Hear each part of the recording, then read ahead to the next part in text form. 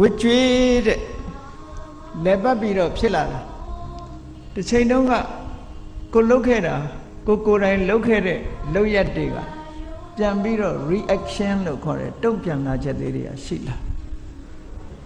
ဒါသဘာဝတရားရဲ့တုံ့ပြန်မှုလို့ပြောတာเนาะအဲ့ဒီတုံ့ပြန်မှုလေးတွေက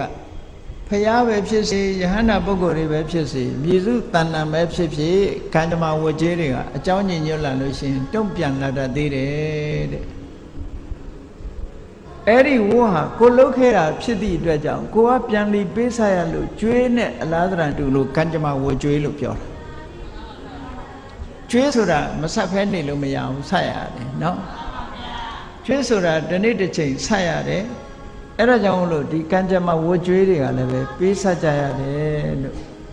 အကယ်၍မပေးဆက်ရသေးလို့ရှိရင်ဒီကံရဲ့အရှိန်အဟုန်ကသူကကုန်ပြီးတော့မသွားသေးဘူးပေါ့ကိလေသာကုန်သွားရင်ကတော့သူကဘဝအကျိုးပေးเสียမရှိတော့သည့်အတွက်ကြောင့်အကျိုးတော့မပေးနိုင်တော့ဘဝတစ်ခုကိုအကျိုးမပေးနိုင်ဘူးသို့တော့ကံကိလေသာရဲ့အကျိုးဆက်ဖြစ်တဲ့ခန္ဓာကြီးရှိနေသေးရင်ကတော့ပေးဆက်ကြရသေးတယ်လို့ဒီလိုပြောတာနော်ကဲဘုန်းကြီးတို့ဘဝလည်းကိုယ့်ကိုယ်ပြန်ဆက်ပြီးတော့ချိပေါ့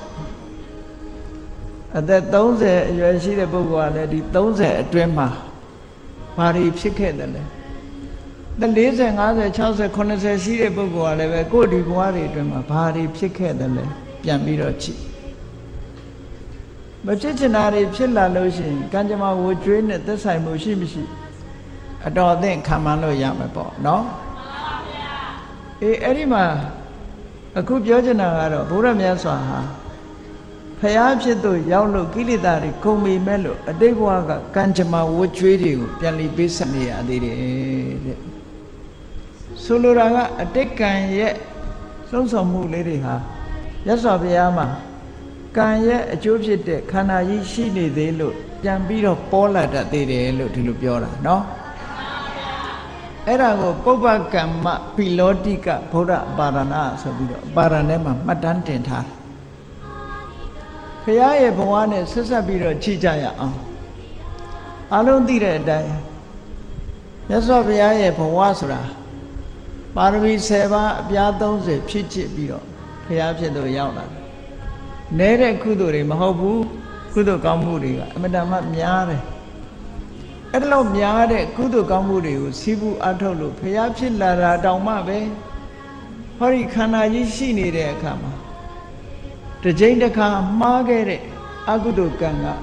ဝင်ရောက်ပြီးတော့နှောက်ယှက်တာလေးတွေရှိနေသေးတယ်တဲ့ဟုတ်ကလား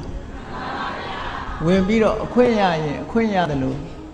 သူကဘာဖြစ်လို့အခွင့်ရနေတယ်လဲဆိုလို့ရှိရင်ကံရဲ့အကျိုးဆက်ဖြစ်တဲ့ခန္ဓာကြီးရှိနေလို့အခွင့်ရတာဒီခန္ဓာကြီးမရှိရင်တော့သူအခွင့်မရနိုင်တော့ဘူး